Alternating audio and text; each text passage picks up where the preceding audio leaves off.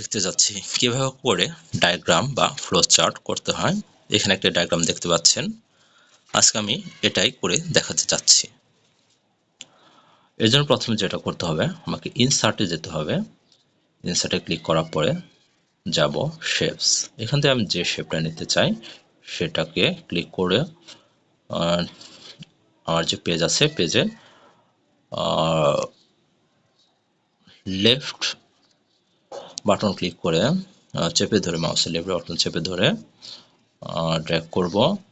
দেখুন হয়ে গেছে। তারপর আমি মাউস ধরে এটাকে আমার ইচ্ছামতো পজিশন নিতে পারবো, বা আপ ডাউন অ্যারো বা লেফট রাইট অ্যারোতেও করে নিতে পারবো। আর এখানে আমি কালার দিয়ে দিচ্ছি শেপ ফিলে।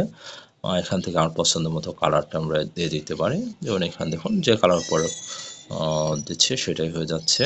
এই কালারটা সিলেক্ট করলাম, ক্লিক করে সিলেক্ট হয়ে যায়। এবং শেপ আউটলাইন যে চারপাশে যে কালারটা থাকে, আমি নর্মালি কালোটা আমার কাছে ভালো লাগে, সেক্ষেত্রে আমি কালোটা দিয়ে থাকি। যেমন কালোটা দিয়ে দিলাম, জাস্ট লেফট বাটনটা ক্লিক করলে হয়ে যায়, হয়ে গেল। এখন ইফেক্ট, এখানে বিভিন্ন প্রকার ইফেক্ট দেখতে পাচ্ছেন, এগুলো যে কোনো একটা দেওয়া যায় চাইলে। কিন্তু আমার কাছে যে ইফেক্টটা সবচেয়ে ভালো লাগে সেটা হলো রিফ্লেকশন। যেমন এখানে থ্রেড রোটেশন দেখতে পাচ্ছেন, রিফ্লেকশনটা আমি দিতে যাচ্ছি। এখানে বেশ করে রিফ্লেকশন আছে, যেমন কিছু আছে অনেক বেশি, কিছু আছে হালকা। যেমন আমি মিডিয়ামটা দিলাম। এই দেখুন হালকা রিফ্লেক্ট করতেছে, কালারটা নিচে হালকা দেখা যাচ্ছে। এখন নিচে একটি অ্যারো চিহ্ন দিতে হবে। তার আগে দেখে নিই টেক্সট কিভাবে অ্যাড করবো। যে অ্যাড টেক্সট দেব, যখন প্লাস চিহ্ন দেখাবে তারপরে আমরা মাউস থেকে আমরা টেক্সট অপশনে ক্লিক করব। তারপরে এখানে লিখে নেব যা লেখার। যেমন এখানে লিখেছি আমি টেকনোলজি।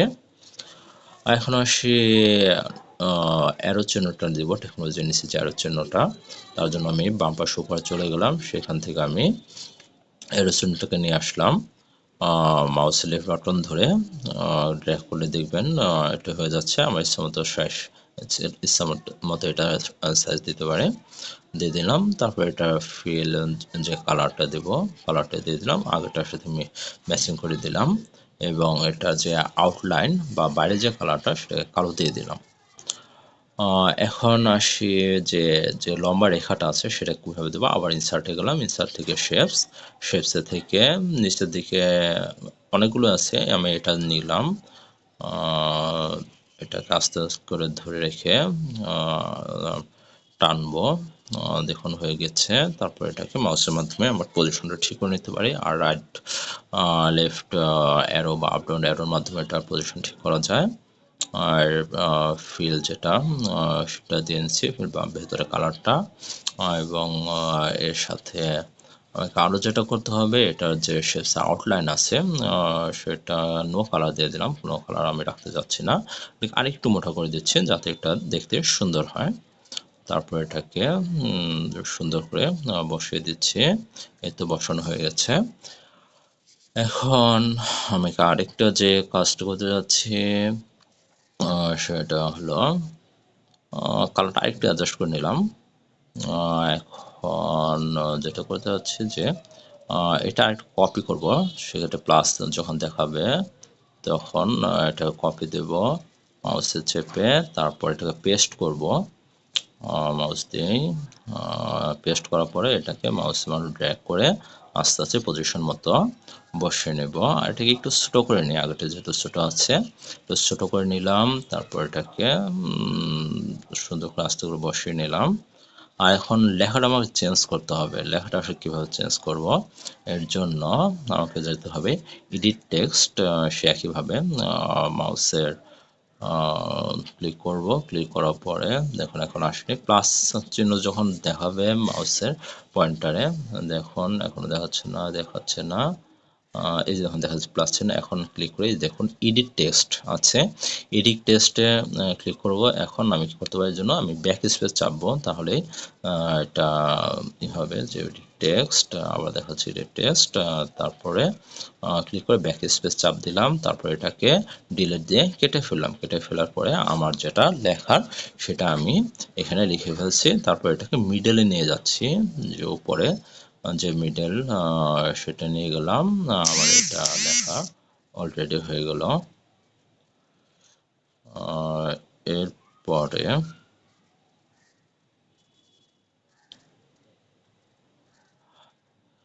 এটা আরেকটু কপি করে নিলাম, কপিটা এখানে রাখলাম। এটার এডিট টেক্সট, এখানে আমি যেটা লিখতে চাই সেটা আমি এখানে লিখে ফেলবো। যেমন এখানে লিখছি লো টেকনোলজি, তারপরটাকে আমি মিডলে নিয়ে যাচ্ছি। ওকে, আমার মিডলে নিয়ে যাওয়া হয়ে গেছে। এখন আমি এখানে এর জন্যটা আবার কপি করে নেব। এই তো এখানে কপি করছি, কপি করে এটাকে আবার পেস্ট করে, ডাবল পেস্ট করে, যেহেতু আমার দুই পাশে দুটো লাগবে, এখন এটাকে এখানে বসিয়ে নিচ্ছি। ওকে, বসানো হয়ে গেল। এরপর আরেকটা যেটা সেটাকে বসিয়ে নিচ্ছি মাউস ড্র্যাগ করে। ওকে, এটাও বসানো হয়ে গেল। এরপর এটাকে আমার পছন্দ মতো এটার সাইজটাকে একটু ছোট করে নিই, যেটা আগেরটা ছোট আছে। ওকে, ছোট করে নিলাম। এটাও ছোট করে নিই, হালকা একটু চাপিয়ে নিলাম। এই পাশে যেটা আছে এটাকে ছোট করে হালকা একটু চাপিয়ে নিলাম। ওকে, চাপিয়ে নেওয়া হয়ে গেছে। এটার আউটলাইন নো কালার দিয়ে দিই, আর ফিলটা আগেরটা কালার সাথে ম্যাচ করে দিই। ওকে, ম্যাচ করে দেওয়া হয়ে গেল। এরপর আসে ফিলটা একটু ম্যাচ করে নিয়ে আগেরটার সাথে, এখন ম্যাচ হয়ে গেছে। ওকে, ম্যাচ করে নিলাম। এখন এই পাশ নিচে যেটা আছে এটাকেও আগেরটার মতো করে ফেলে